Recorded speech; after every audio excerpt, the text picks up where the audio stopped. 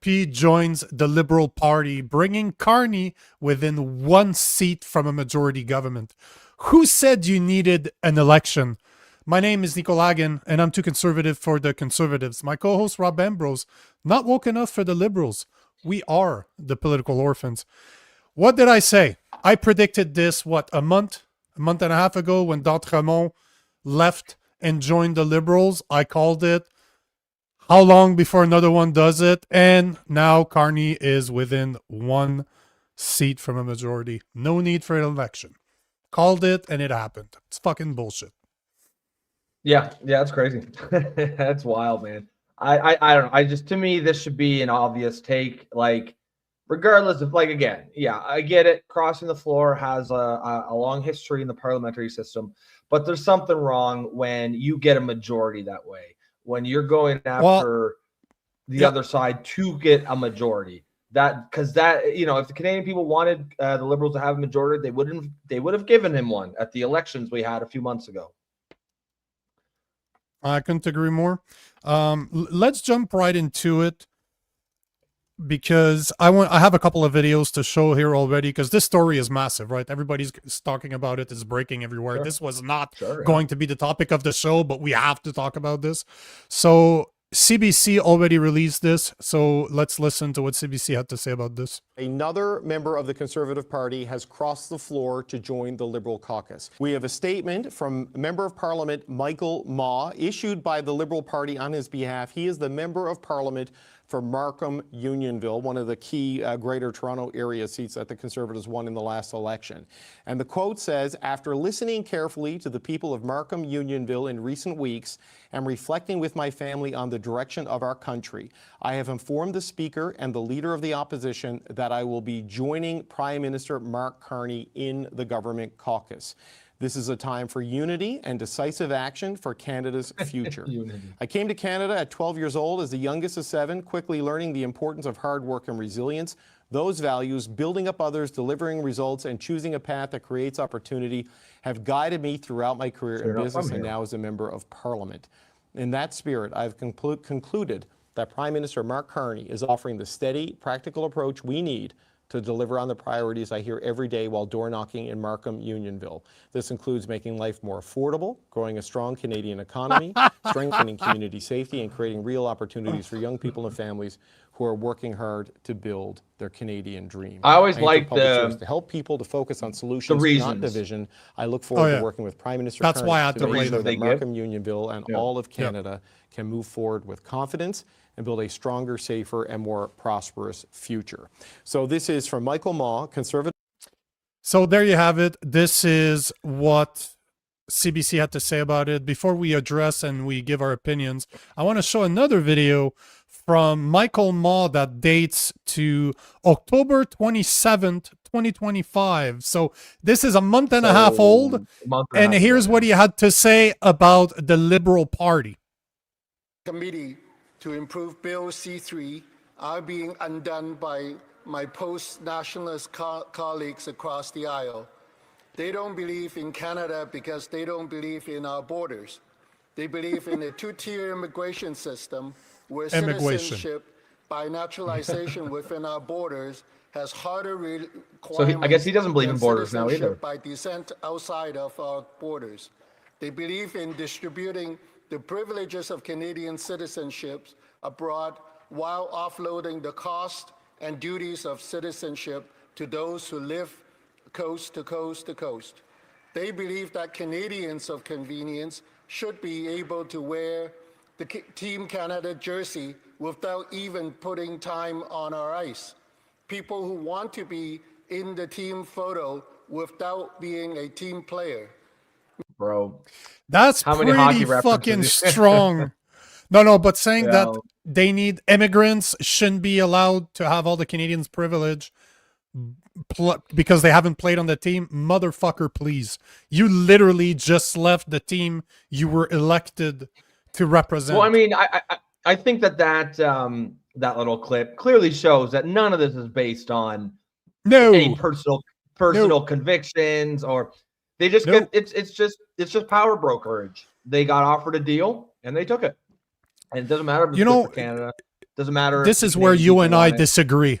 It ain't a deal. Carney got something on him. Michael you Ma, think? what the fuck did Carney have on you? This is what it is. It's more he's than Chinese, just bribery. Right? He's Chinese, Yeah. right? You Okay. remember Hot Maybe Wheels the CCP from the US? Maybe the CCC passed some information. Hey, here's what we got on Ma. Hot Wheels, the senator, Greg the Abbott. governor of Greg Abbott. the governor of Texas, said that every Hot single Wheels. time you see the two sides get along on something is because they were bought. The people in powers that wanted that bill to pass bought them off or had something on them, and that is exactly what I'm seeing. But the point in the matter is that now Carney is within one seat of a majority without ever having to call for an election. And this shouldn't be legal. We spoke about this before, but this shouldn't be legal. You should not be allowed to be elected a conservative and then move to another party during your mandate. You should automatically become an independent, and it should trigger a by-election. Problem solved. Yeah. But the worst part is that I did some research just before the show, and this is unprecedented in Canadian history, where two conservatives have joined the Liberal Party in such a quick succession. So not only should that not be legal, but this has never happened before. And I think it doesn't really benefit Carney to take 2 or 3, right? It doesn't benefit him to get. Well, how many is he taking now? Is it 2 he's gotten so far, or 3? He took D'Entremont a month and a half, 2 months ago. Now he got Ma. He's one seat away from a majority. It didn't benefit him to get those 2. He needs 3, right? There's no point to having 1 seat shy of majority. That's no different. So, that's the plan, right? He wants to get a majority. And, do you not remember the video I played on the show where Mark Carney said, hey, guys, if you're a Canadian citizen and your MP is not a Liberal, contact them and tell them to join my team. Mark Carney said that live on television during an interview. This is insane. Again, never happened before. We are literally seeing an election being stolen. This is what we're seeing right now. No matter how you look at it, there's nothing good. Let's say that you're right, it's bribery. He got something in exchange, whatever that is. Sure. That's the best case scenario. In my opinion, it's something way more cynical than that. He has something on him because he literally badmouthed. He literally talked against the Liberals a month and a half ago, and now he's part of them. Well, yeah. What's changed in the past month and a half? But I like your example, the CCP or the CPP. Sorry, that's an interesting take. That is very interesting. Well, they might have something on them, right? And to your point that this has never happened before, it's because in the past when people have crossed the floor, it's only happened. You might, most sessions of Parliament doesn't happen at all. The ones where it does, you might have one do it because it is traditionally it has been because of a genuine political disagreement, right? It has been because of personal convictions. That's not what's going on here. This is just power brokerage or whatever. What if maybe it was whether it was bribery or blackmail? It's something that's not this. I think and he is Chinese, by the way. You assume because you're a bit racist that he was Chinese, and because he couldn't pronounce its R's, you automatically assume he's immigration. So you automatically assume that he was Chinese because he can't pronounce his R's. But in this case, your racism paid off because he is Chinese. That's right. Stereotypes of that for a reason. It's Jesus. It's pretty crazy, man. I don't know. This is to me, this is a definitely against any sort of democratic norms, if there are any left. It's not ethical at all. It's not. Yeah. It's not. I think, the solution you gave is the correct one. There should automatically be first. You should be able to leave your party. I have no problem with that, but you should be forced to be an independent, and then there should immediately be a by-election. We ran a by-election to get fucking Pierre Poilievre a seat for no reason other than so that he could be the leader of the Conservative Party. So certainly we can do a by-election for something like this. It's it stinks, man. The whole thing fucking stinks. It's not right. The whole thing's not right. But unfortunately, remember, I called it a month and a half, 2 months ago. Whenever D'Entremont joined the Liberals, I'm like, oh, there we go. You had D'Entremont joining the Liberals. Then remember, there's one that left the party that became an independent and has never been has never showed up to Parliament ever again. Yeah. He's saying, oh, I'm going to retire. Now you have another one that left. One more. You know it's going to happen. I predicted this, and it was too easy. It was too easy to see. He does not need an election. But for the conservative people out there, because if you've never been on this show before, if you do not know who we are, Rob's a liberal. He's an anti-woke liberal. I'm a Christian conservative. So I'm way more conservative than the conservatives, because the Conservative Party is not conservative at all. But the point of the matter is that I predicted this. It was simple to see. And this is not about politics. This is all about power. They're all part of the same fucking party. If this type of shit doesn't prove it to you, I don't know what will. But political parties don't matter anymore. They all play a sport that we're not invited. We just get to watch. And they're just a big fucking party. And unfortunately, we're getting fucked. They don't work for us. George Carlin, right? They don't work for us. Big club, and 100%. It's a big club. We're not in it. And also from George Carlin, since we're on that page, if voting actually mattered, they would not let us do it. Yeah, that's right. George Carlin was a genius. Oh yeah, let's take some comments. That's the whole point, man. That's the whole point. Yeah, there's a ton of them coming in here. Go for it. Tell you broke says money bought this Mo. Yeah, it's like Biggie said, right? Ma money, ma problems. Ma money, ma problems. Ma problem. Problems. Problems. Oh Jesus. Ma money, mo problems. Oh, but Jesus. My 2 cents is he locked his X account. Yeah, because nothing says hold on, X account. Oh, X account, Facebook, and Instagram. All 3 of them are locked right now. Nothing says deeply held conviction like locking your X account. Correction. Come on. Yeah, right. I'm just gonna stop. DNL says Nico on this. Correct. Oh, DNL and I agree. Jesus, yeah, it's a crazy day. Wow. You know. It's okay, guys. Guys, this was a great show. On that note, we'll see you Sunday. No, I'm just kidding. DNL, our resident lefties, taking over from Joe Sardamas, who isn't here as often. Yep. Says Nico on this, we agree 100%. They should sit as independent, but why are these conservatives leaving the party is the other important point of discussion here. That's a good point. Pierre Poilievre cannot escape scrutiny here. He has to bear some responsibility. Your guys are leaving under you. That's 3. Especially once the first one happened. Maybe you give him a freebie, right? Maybe you give him a gimme. But after that, why is he not locking the fuck down? Why doesn't he have his whips whipping? That's the point of whips, is they whip. I don't know if they get an actual whip, if that's what you need to do. But that's leadership, man. That is pure leadership. And as we've discussed before on the show, how leadership works. Even if it's not your fault, you get the blame. Even if you didn't do anything, you get the credit. So you got to apply that. At some point, the conservatives have to stop giving Pierre Poilievre a break here. There was I was moving the truck earlier to be on the right side of the street so I don't get fucking ticketed. And I was listening to the radio, and there's a new poll from Angus Reid that came out. I'm just looking at it right now. I'm looking at what they're saying, but Pierre Poilievre went from something like a 78% approval rate from conservatives. We're not talking about liberals. We're not talking about NDP or within his own party. He had something like a 72 or 78% approval rate. He's in the high 50s now. So it's not looking good. That's dropping. Yeah, I think more important than the numbers, this is not looking good. Right? The direction. Well, the thing is that if the numbers is about conservative people from within his party, this is bad.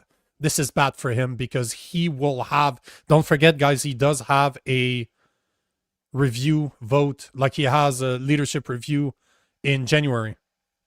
This is not good for him. Like, this is really, really not good for him. Although I was talking about this with David Creighton on Wednesday or Wednesday, that's yesterday.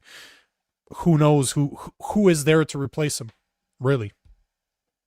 Well, that's just it. And again, that's on the Conservative Party for not having someone in the wings. And it makes you almost wonder if Poilievre has, intentionally not allowed a successor to be groomed for his own protection, right? Because once you groom a successor, now you're kind of on the clock a little bit.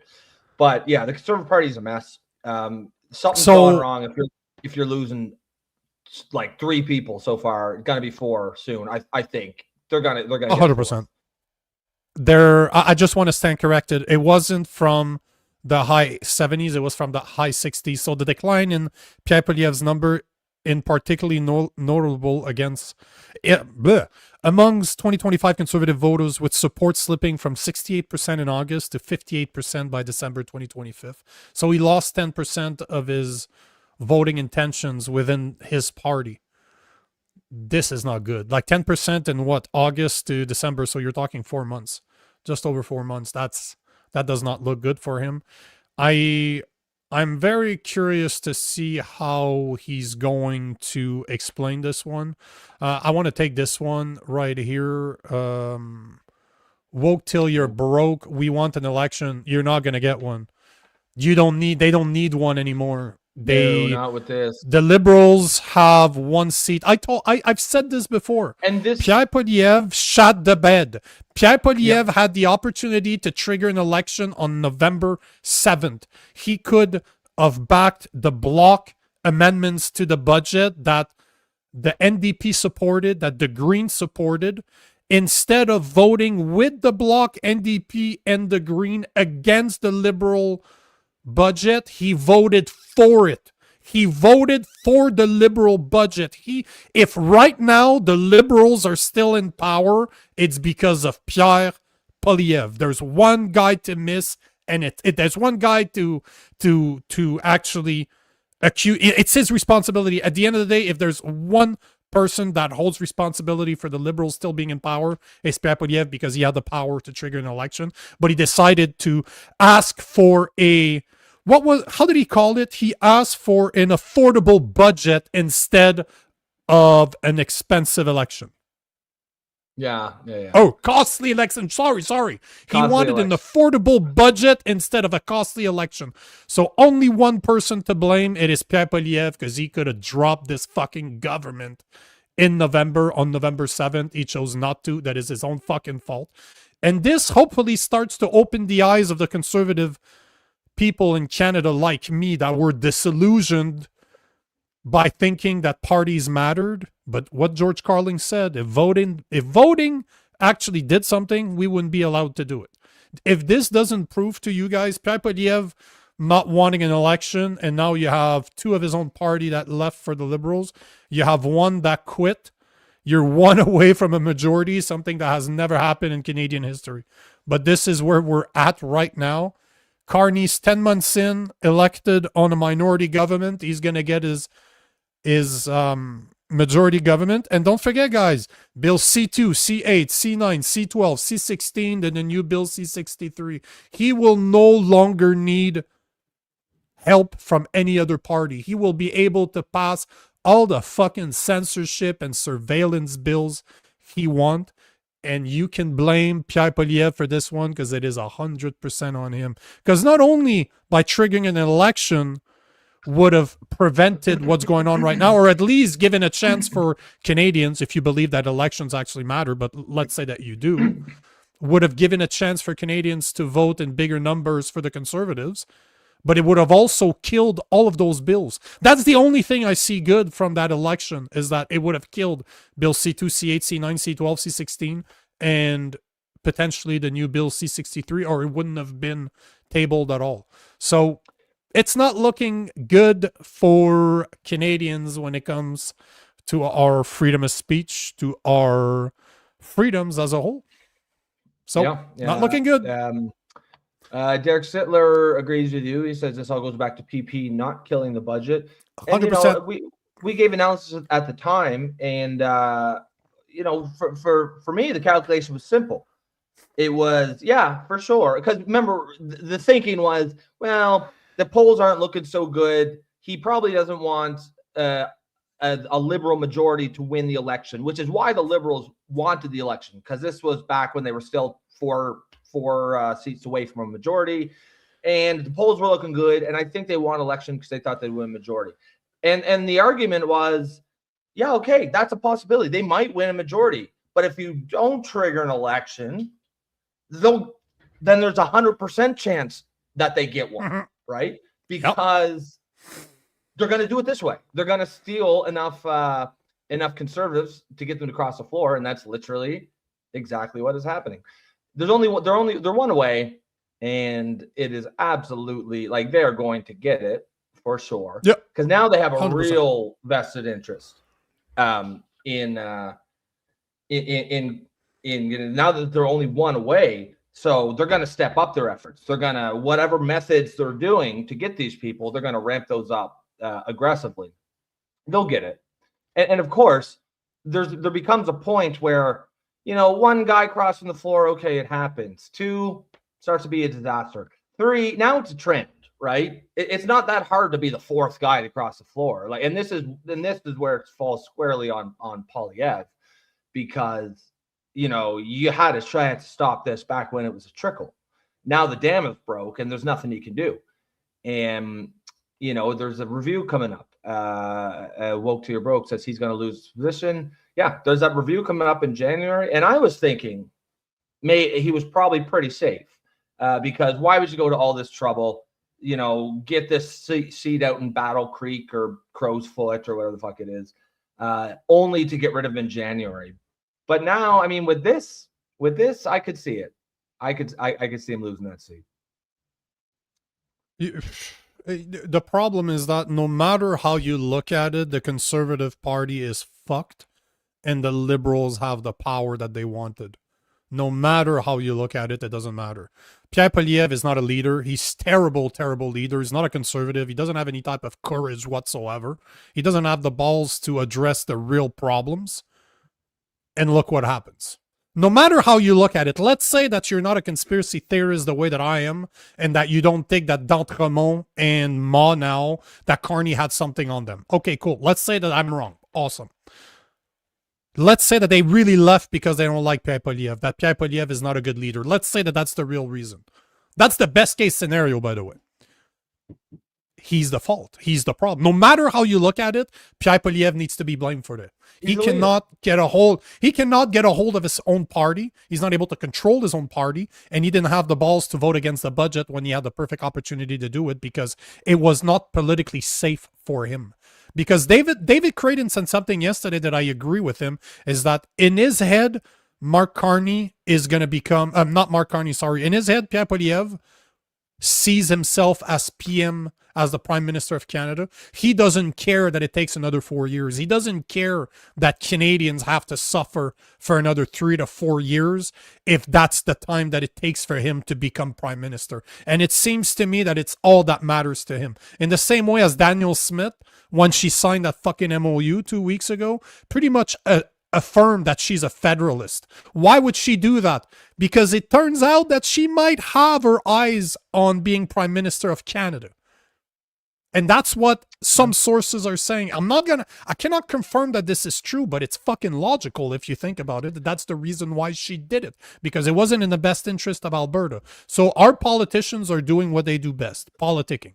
They don't do this. So you don't have to believe in the globalist agenda that everything's controlled by the WEF, the WHO, the UN, the way that I do, or World Bank. You can simply look at them for being selfish and not caring about others except for themselves. Because that's the best case scenario. It's bad. It's really bad. But yeah, we'll see a majority within what? I said a month and a half ago, 6 months. Yeah, I mean, I think it's going to beat that. Yeah. Fuck. From here, I said 6 months to have some time. Just have some time. I think 3 months is a fair estimate from here. And that's, again, to have some time. Because I think I would not at all be shocked if it's less than a month. And it could very well be less than a week. Like once you start the momentum going on something like this, because you know they're going to ramp up their methods. They're going to go after people even more aggressively. And the fact that they were able to get a guy who a month ago felt comfortable, talking shit about the Liberals and the conservatives who crossed the floor. I mean, they're digging deep. They're not just going for those, quote unquote red Tories. They're going for anybody. So I'm just looking here because last year, if I remember correctly, the winter, like the Christmas break for the House of Commons was the 19th. It was the 18th to the 19th. And then Trudeau dissolved government and all that shit and had Mark Carney replace him as the leader. Now I'm trying to see when are they leaving for? So it's on the adjourning tabling, so it's on the 17th. So the last time that they were in Parliament, in the House of Commons, was today. There's no more House of Commons for the rest of the year. They are adjourning on the 17th. Man, they sat 72 days this year. That's insane. They're supposed to sit a minimum of 130 or 135. They sat 72 days this year. Well, and they're going on break. The reason I was bringing that up is that they're going on break for a month and a half, if I'm not mistaken. They're so tired from their last break, so they need to go on break. Yeah, they're not restarting the House of Commons until January 26th. That's not bad, right? Yeah. That's not like the old days. Bad, when Parliament used to go on break during harvest season, because all the parliamentarians used to be farmers or civilians, and they go home and harvest their crops. Now that's not what they're doing. No, that's not what they're doing. No, definitely. No. They just want to have more time for coke and hookers. Tim Rush says, hey guys, first time someone across the channel. Hello from Southern Ontario, Insane Politics Canada. Welcome, Tim. Appreciate that. What's going on? Yeah, stick around. Hopefully, if you are a political orphan, if you find yourself disgusted with the state of politics today, then this is a place for you. Hopefully, you stick around. Had a good comment there from Ivermectin here. He says, as soon as Pierre took his glasses off, I knew he was listening to a team that was trying to sell his image, which means he'll listen to them. He'll listen to anybody, especially money or bribery. And that's actually, it kind of sounds superficial, like who cares if he takes his glasses on or off? But it's actually an interesting analysis point here, because you're right. It absolutely is an image thing. And any politician who's that concerned by his image, it makes you wonder who's got his ear. Is it the guys who are the policy wonks, the guys who are big on policy, or the image wonks, the guys who are just worried about image? Like that higher bar mark for him was eating that apple in the orchard, right? He's been coasting ever since that apple. Man, I don't know if you saw the videos this week, but he was in a gym owned by a guy that looked like an Indian. He had a turban on. What the hell is he doing? The Indian guy actually looked pretty buff. Like he was the owner of the gym. He looked like a guy that worked out. And then Pierre Poilievre in his suit. What's Millhouse? Like he took the jacket off, but he had the shirt and the dress pants and the dress shoes in a gym. Like he can't even play the part when he's visiting. He's got like gym. A muscle shirt under, like a literal. Yeah, he's got a padded muscle shirt underneath. Like, nah, bro. Get out of here, just. It's like, I've never seen those machines before. Bitch, please. You've never been in a fucking gym before. Stop with this shit. Like, yes, you might be strapping your stomach. How do you call the gurgle, whatever the fuck it's called, where you can wrap your stomach to make it look. He probably has a girdle under his shirt now. Wait, what's your favorite exercise? I liked the benched press. The benched press. You can ask if you want to figure out if a guy hits the gym. Ask him what 45 plus 45 is. If he says 90, or even he doesn't go to the gym. If he says 135, you know that guy goes to the gym. Or even, what's 2 plates? What's 2 plates? Just 45 plus 45. That's 135. What? That because you go for the gym and 45 pounds is the barbell. That's how the gym works. The barbell also. Yeah. Oh, of course. Yeah. Ivermectin says problem with most people talking politics is that they're worried about their career online. That's why I like this room, because you're just worried about things that matter. Yeah, we're not worried about our careers on here. We don't give a shit. We'll never get real politicians on the show here. You know, man, we will never get good politicians on the show. Although they will never. No, but not the mainstream ones. They will never come to a show like this, and that's okay. No, they'd be terrified. That's okay. They'd be terrified. Yeah. We actually get a lot of good guests, though. Not politicians, but we get good guests, but they're like us. Yeah, they're like us. They just don't. They're not worried about what they're gonna say, that it's gonna hurt people's feelings. They don't care. Yeah. Was there? Let me see here. Yeah. Was there more? Yeah. Was there more comments you wanted to take? Did you see the one with the? I shouldn't even play this, but from Pam. What do you call a Chinese woman with one leg? Irene. Took me a second. Yeah. But as far as like good actual comments, like that's okay. Comments of substance, no. No, but that was good actually. That's that was funny. Anastasia, I appreciate Nico that, Pam. Yeah, I actually would support this. No, I thank think you. it's time we had our first openly gay prime minister. I think we're ready. I think it would put them moving forward. That's funny. That's actually funny, buddy. Good for you. You made a funny. Wow, you made a funny. Yeah, you were just waiting. Yeah, biding my time. I was good for you, buddy. Good for you. No, that was a good one, man. I'm surprised you thought about it, but good for you. Trevor Benson. Have you ever tried to reach out to Sam Cooper? Nico, I think he could be a great guest. I'm not sure who that is, but I'm sure Nico will. Sam Cooper. Is he not a fucking cool journalist? Is that not who he is? Because if that is, yes, I have. And unfortunately, often you need to know somebody. Because those guys, yeah, I believe that Sam Cooper is a very cool journalist. Yeah, that's it. That's the guy. Yeah, I'm just Googling him right now. I don't know I know the guy. I would love to have him on. I've reached out to him. Yeah, he's a specialist on the Canada-China relationship and tensions. He knows a lot about the CPP influence on Canadian politics. That's why I wanted to reach out to him. Yeah, I know exactly what you're talking about. I would love it. Derek Sittler, he took his glasses off because the Dagnalong guys were calling him Milk House. That's so funny. Do you ever see the Simpsons episode when Bart gets glasses and he goes to school and he looks at Milhouse and he can see his reflection in Milhouse's glasses? Yeah. So he sees himself and he's like, "Oh no, I'm a nerd." And Milhouse sees himself and Bart's like, "What? So am I." That's Polly. Yep. He's not fooling anybody. Let's be real here. Yeah. He's not fooling anybody.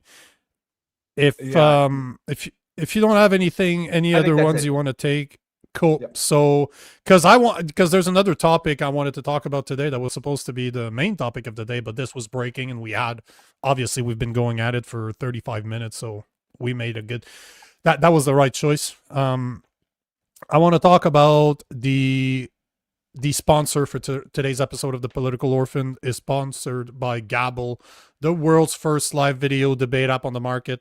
You can choose to sit back and watch other debates, or if you have the balls, you can join and debate others. Because Gabble, just like The Political Orphans, believes in civil discourse. So if you want to join Gabble, look in the description below. Our affiliate link is there. I join them all the time. I'm there 3-4 times a week.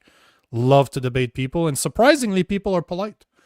So you'll battle with people from all over North America on topics that are trending in the news. So if you want to try to debate people, that's the place to do it. I want to mention that tomorrow at 3 p.m. Eastern time, we have a special episode of The Political Orphans where Mark Nixon is going to join us because of a video that I made calling him out last week, and he's going to come address the video. So 3 p.m. Eastern time tomorrow. On Saturday, we have a Saturday night mashup at 9 p.m. Eastern Time on radical Islam. So that is a topic that I speak about all the time that I absolutely cannot wait to speak about again. And on Sunday, we don't have an episode from 8 to 9 like we normally do, but we will be on live from 6 p.m. to 10 p.m. Eastern because I am joining we are organizing a charity live for Arthur Pawlowski, Pastor Arthur Pawlowski out of Alberta, for the work that he does for the homeless people. So yeah, there you go.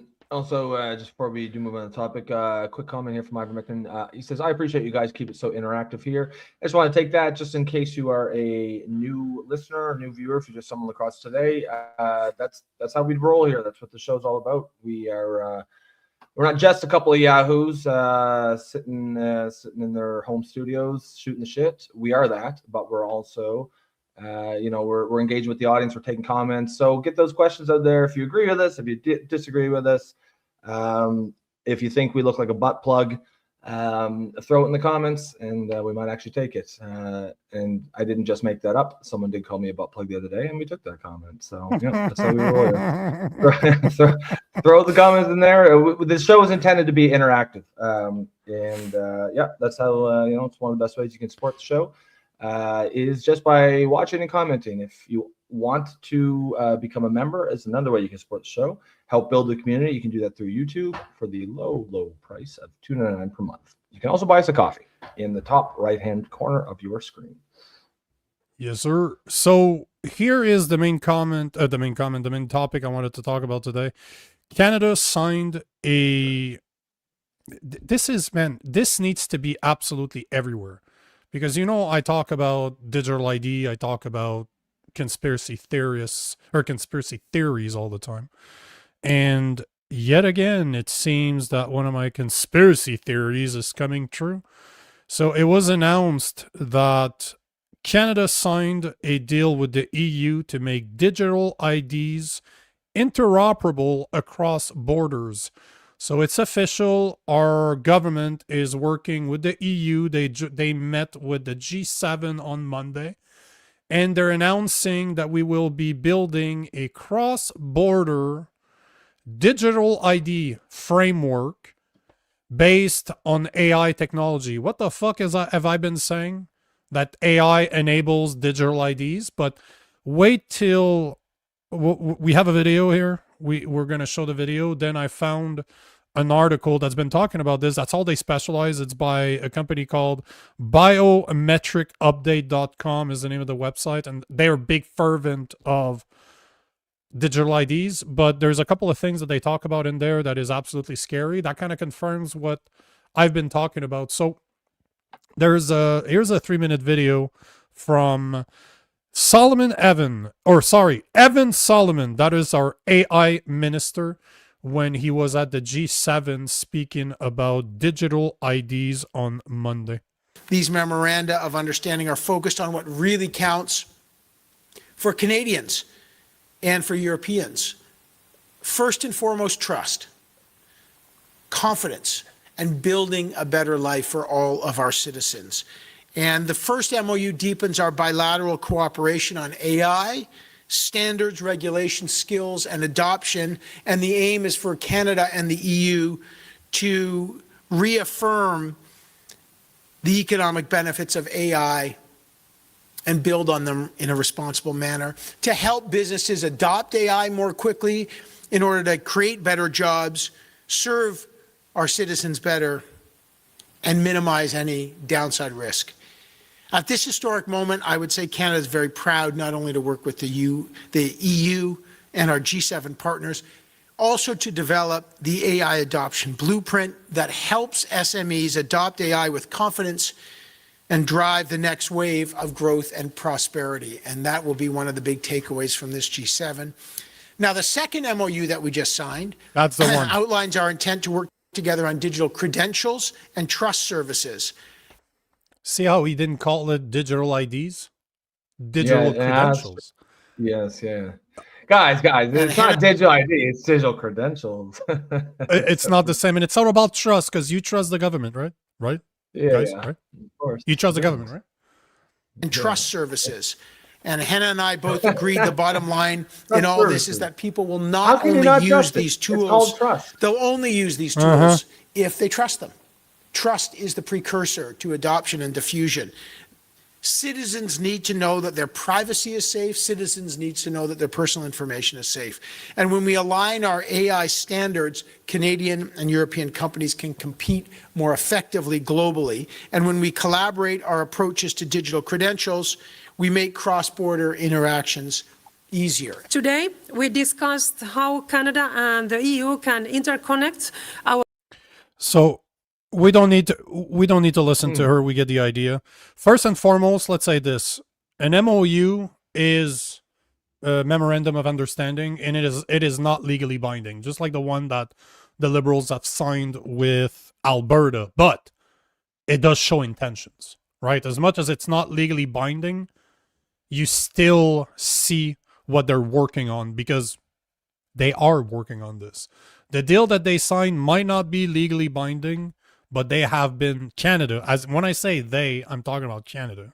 Canada has been working on a digital ID since, I think it's 2016, 2015, even before that. Especially during COVID, the COVID years, they really started working on developing the framework for it. And here is what I wanted to show. So I was doing a bit more research here, and here is a website that is biometricupdate.com that spoke about the EU and Canada agree to collaborate on digital ID mutual recognition pilots. Where I want to draw your attention is they're talking about the representative of the European Union, Canada, merged from the meeting of the EU-Canada Digital Partnership Council on Monday with an agreement to respectively work on digital IDs in each of their jurisdiction, blah, blah, blah, blah, blah. But one of the part that is here that is worth looking at, because that's the part that I've been speaking about. This is the part that worries me with digital IDs, is they will collaborate on joint use case and pilot projects to advance cross-border interoperability, building on Canada's new digital ID framework. What the fuck is the Canada's new digital ID framework? Well, lucky for us, they explain it. And this is the part that is extremely, extremely fucking scary. Canada's national standard body has approved a new code of practice for digital ID based on the Pan-Canadian Trust Framework to guide public and private sector organizations in their implementation of digital ID programs and digital trust policies. But here is the part that we all need to be worried about, because this is what I talk about all the time. Biometrics are defined in this document as also referred to as biological or behavioral characteristics, confirmation, an annex on credentials, verification notes, the caution towards stipulating biometrics and standards, but also says biometric authentication could be used in conjunction with ownership authentication. So if you don't understand what this means, we have an announcement on Monday that, and it was right here in Montreal at the a small G7 reunion, or a conference, I guess you could call it, where the G7 countries met to talk about building a digital ID framework with Canada and the EU. Then our framework that we've already been working on in Canada has a biometrics component. And what have I been saying on the show? Digital ID in itself, if you just look at them and you trust your government, they can be very useful, because it would make it easier. You don't have to carry a wallet with you, just like people that use, how many people out there use their bank cards still? A lot of people just zap their phones, right? I get it. I can understand why digital IDs could be interesting for people. But the big problem is that when they start talking about biometrics, when they start asking for your facial features, they start asking for your fingerprints, for your DNA, for anything that will make you recognizable. And with all the cameras that are installed right now, facial recognition is a problem. It is something that's already available. Somebody earlier talked in the comment about Palantir. Palantir is a software that is meant for this. And for the guys out there, JD Vance, the vice president of the US, was sponsored by Palantir. So you got somebody, one of the most powerful men on the planet is actually in bed with Palantir. So this is technology that already exists. And this is problematic because that means that your digital ID is attached to your biometrics. And what's the next step? Attaching your financial to it. Remember Enemy of the State, Will Smith, a movie from the fucking 90s where they're turning off his whole life because he was given something that he doesn't even know about. He was slipped something in his pockets and the government thinks he has it. They shut him down. How easy will it be for our government to do that?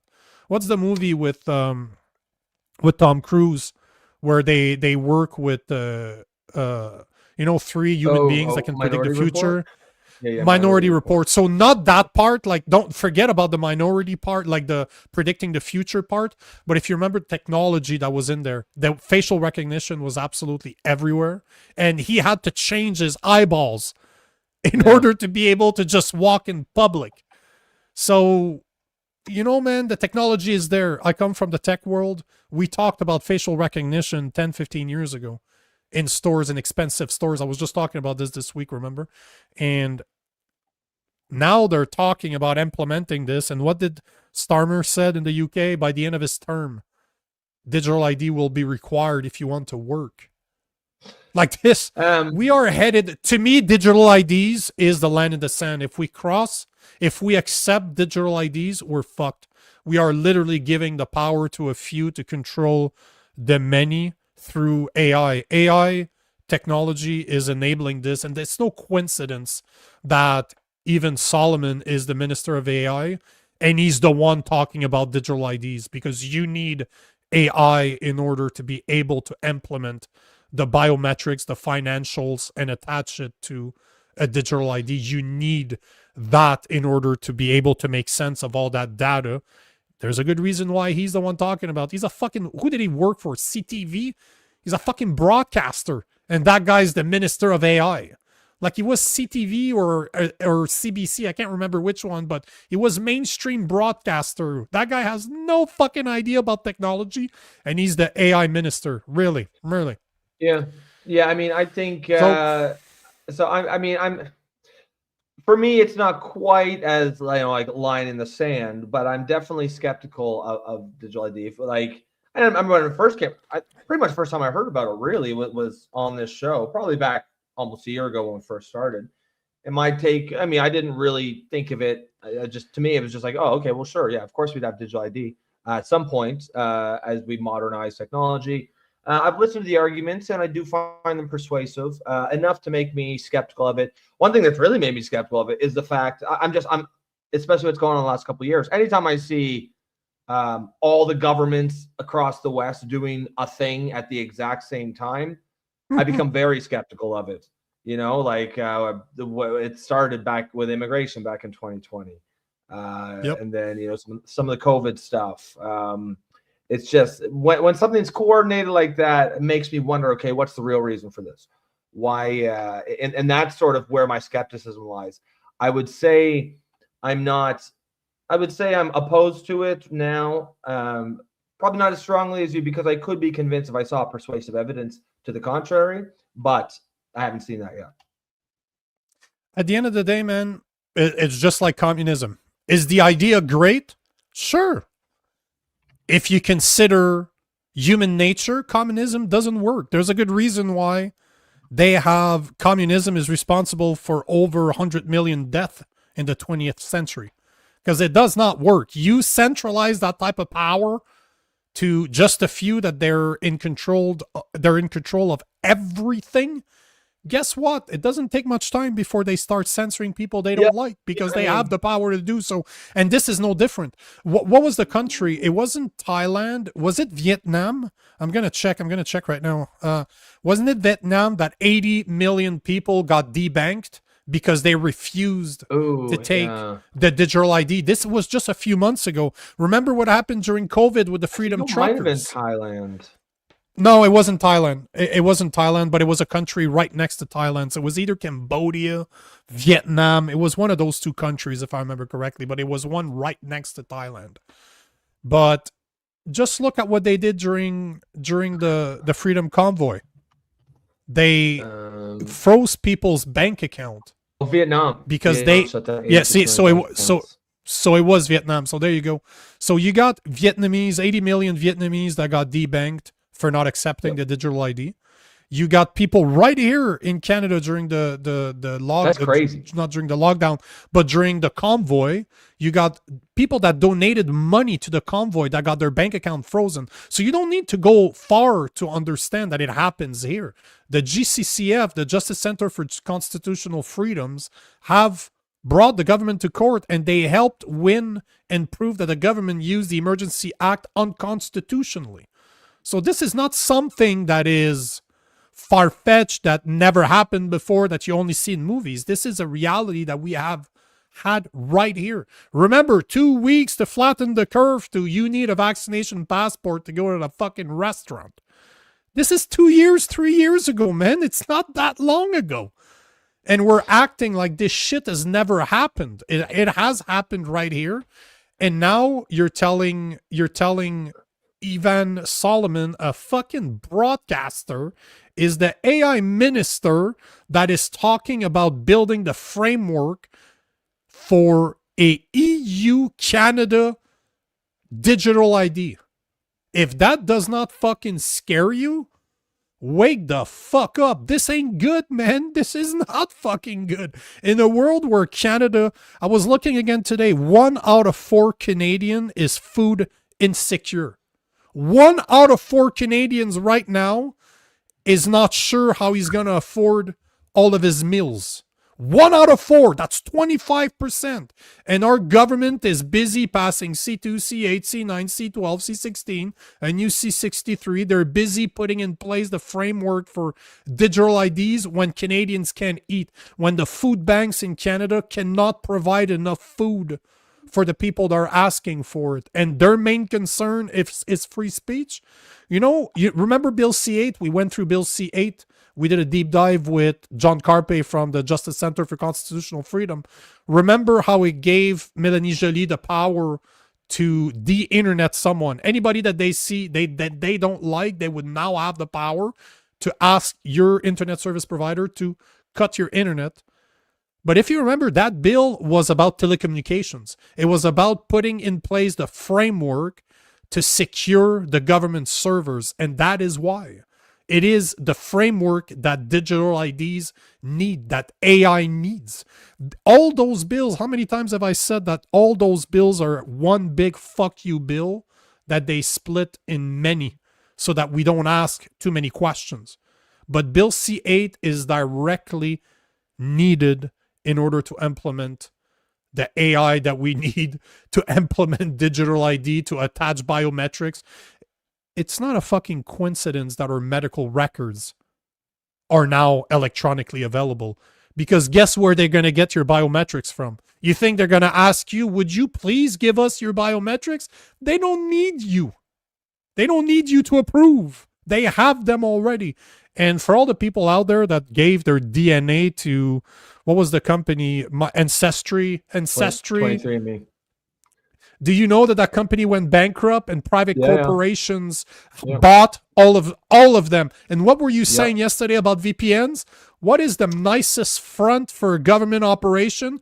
Private entities. So you don't think VPNs are possibly owned by the government? Obviously, some of them are. You don't think that 23andMe potentially could have be bought by a front company, a shell corporation for the government? Now they have your DNA because people gave. Not only did people give it to them, they paid. Take my money and my DNA.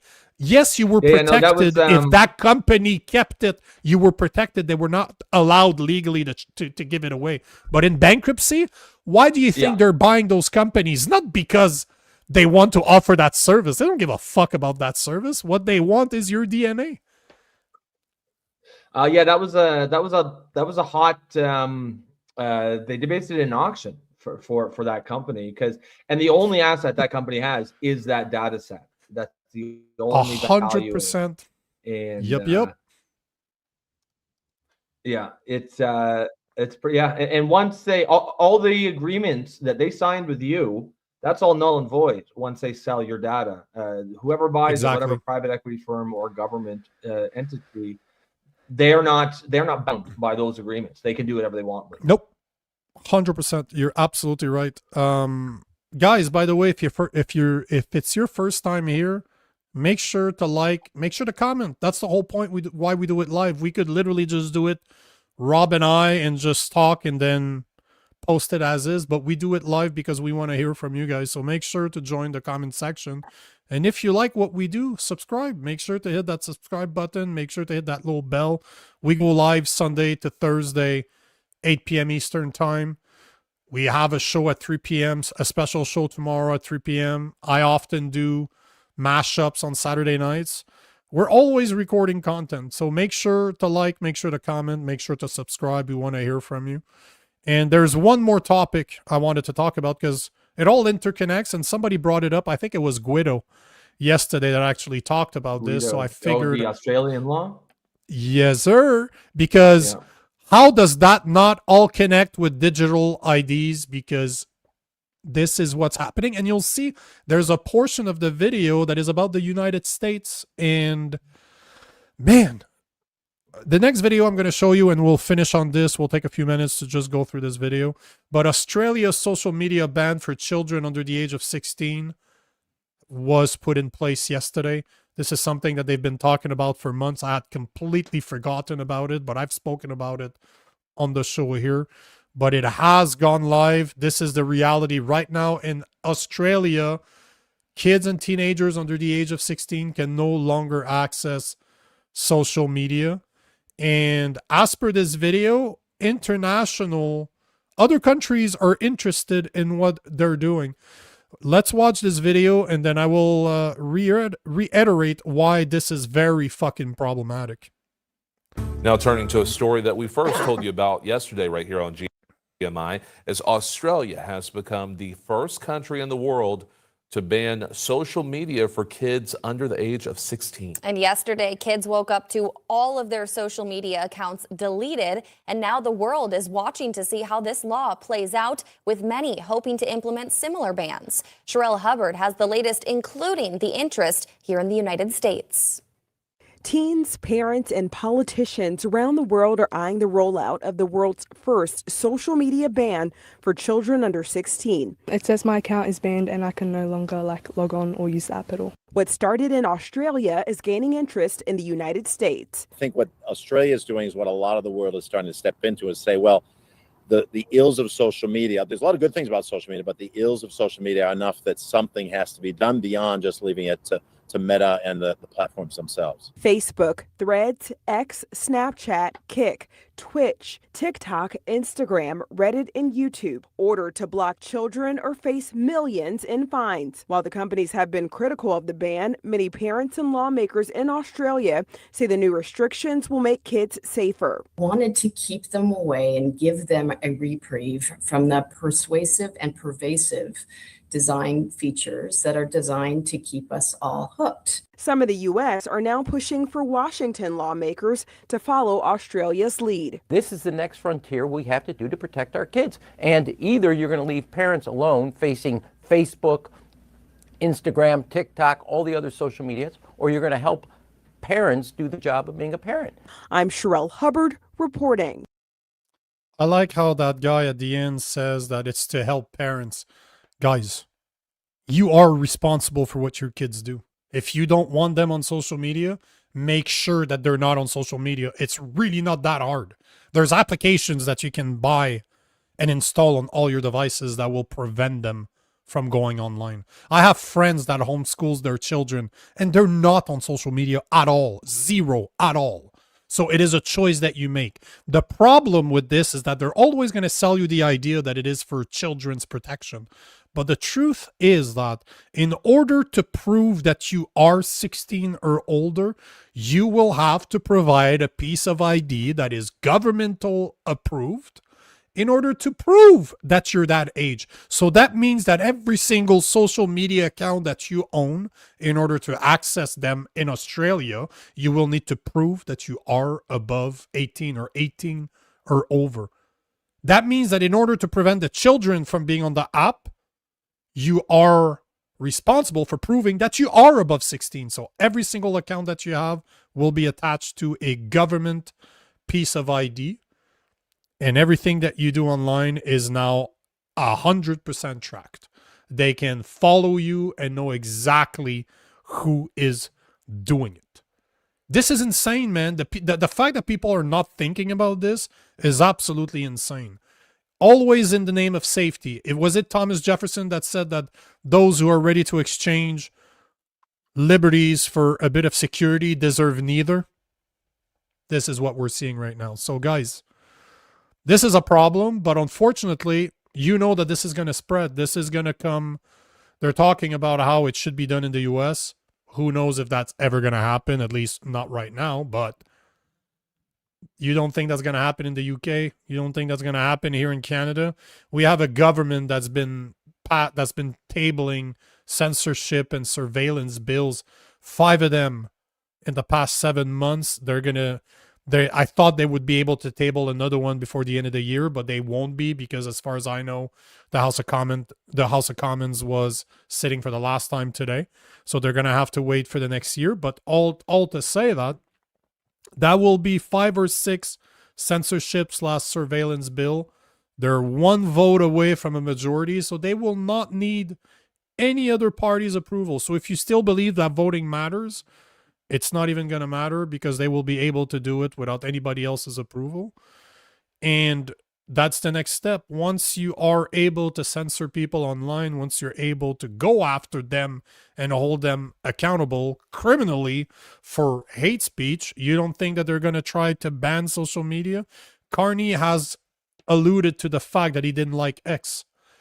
So guys, it's one of those situations, man, that we are really going down the path of censorship, of being fucked. And it blows my mind to this day, because the UK is going through it right now, and yet we're not learning. It's happening in real time. We're seeing in Australia now. We've seen what's going on in the UK. Now they're talking digital IDs in the UK. They're talking about 3-4 years from now, if you don't have a digital ID, you won't be able to work. This is our situation right now. We have censorship bills upon censorship bills upon censorship bills that are trying to be passed in our House of Commons, yet the average Canadian is, I don't know what the fuck the average Canadian is doing.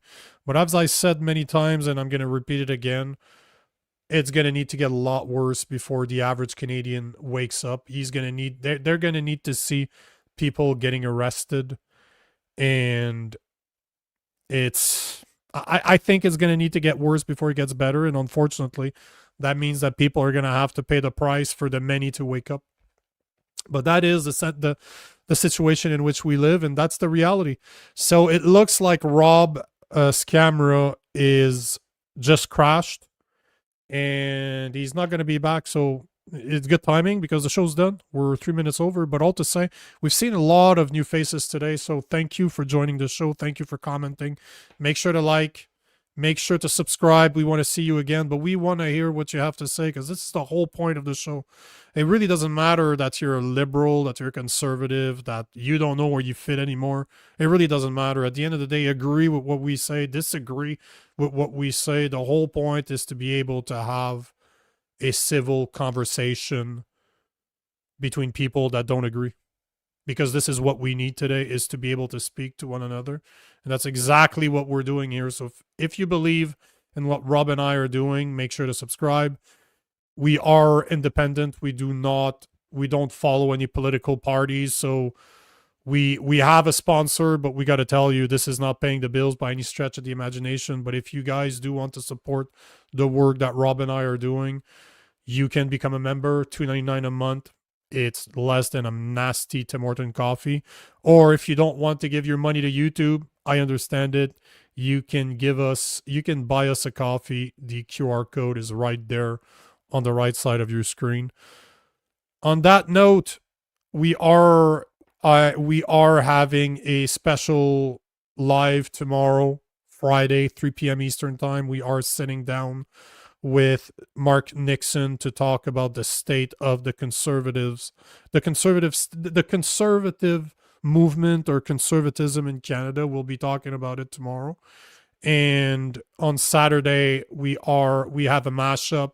Jason Levine and I will have 4 guests from 9 p.m. to 11 p.m. Eastern time on Saturday, where we will be talking about radical Islam. And on Sunday, from 6 p.m. to 10 p.m., I will be on a live stream, fundraiser live stream for Arthur Pawlowski's work that he does with the homeless. So on that note, guys, thank you for being here. Thank you for the comments. And we will see you tomorrow, 3 p.m. Eastern time. On that note, guys, have a great fucking evening.